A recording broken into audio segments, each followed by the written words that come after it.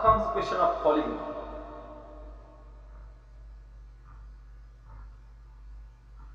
Now this is a bit of a lengthy subject. Most people I have seen, I mentioned a few names earlier, Zakir Naik,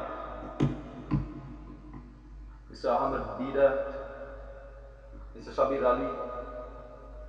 Ahmed Dida and Zakir Naik are not scholars, but they are geniuses. Shabir Ali is a scholar, or he's also a genius. They are geniuses. They will quote the Bible and the Quran and the Vedas. Their memory is amazing. I have the utmost respect for them. But they always quote this verse when somebody asks them a question about polygamy. They will always quote, marry women of your choice, 2, 3 and 4. Now, this is not a verse. It's just part of a verse. You see? It's like quoting one line of a song to distort the whole meaning of the song. This verse is on Surah An-Nisa, the chapter 4, verse number 3. Now you have to read anything in context. These Muslim apologists, I've always seen them asking the Christians to read everything in context. When a Christian person quotes this verse from Gospel of John chapter 10 verse 30, I and my Father are one. Now the word Father is part 2. Now, I and my Father are one means in purpose they are one. Now another chapter of the same Gospel, Jesus says,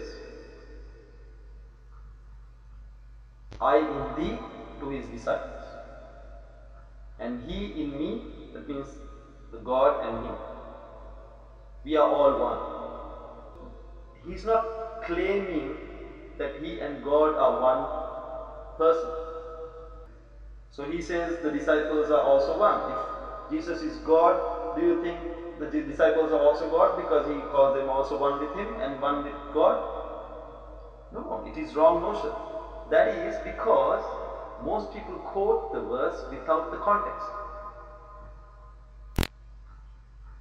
Now I have seen these Muslim apologists also quote not even the full verse, like only these 3 words or 4 words, completely out of context. Now, first rule of thumb is you have to know who this verse is addressing. Ya alladina amanu, which means it's addressing humanity.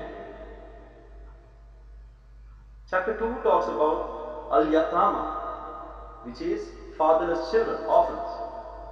Sorry, the verse 2, second verse.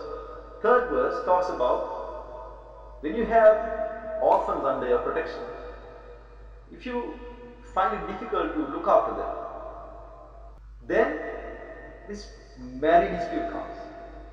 The word there is nakaha, the root word is nakaha. And what is used there is fa'inkihu. Fa'inkihu can be interpreted as marry or marry off, give in marriage. But why in this particular verse do you have to translate it as marry when there is orphans under your protection?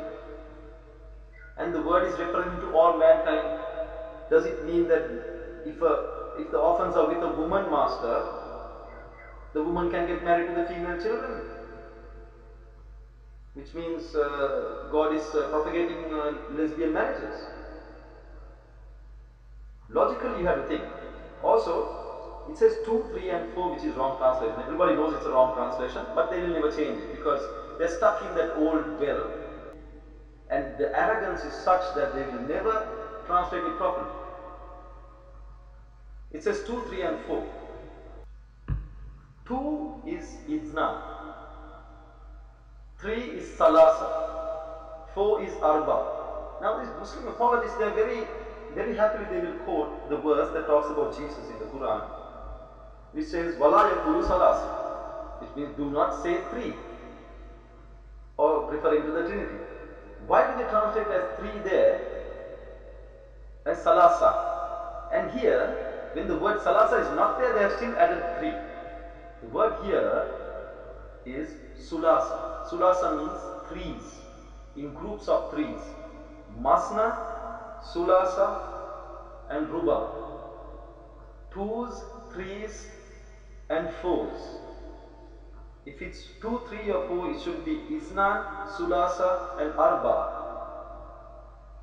Which means if you are to marry orphans who are under your protection, it's like a wholesale market.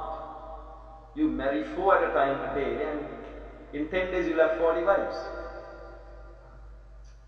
But they have intentionally mistranslated this to propagate polygamy. Polygamy is not available in the Quran. Why only in this verse, when it comes to the opportunity to propagate polygamy, they have translated as men.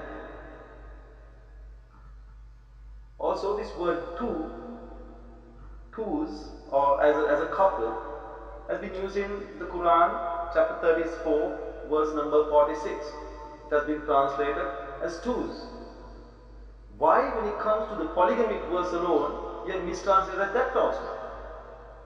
Every single important word in this verse has been mistranslated to promote polygamy. If you have any questions, you can ask me the question and answer session so that I can elaborate on it. I'm giving you a summary of how translators have intentionally misinterpreted these verses to propagate things that have been coming from tradition, from hadith and other books.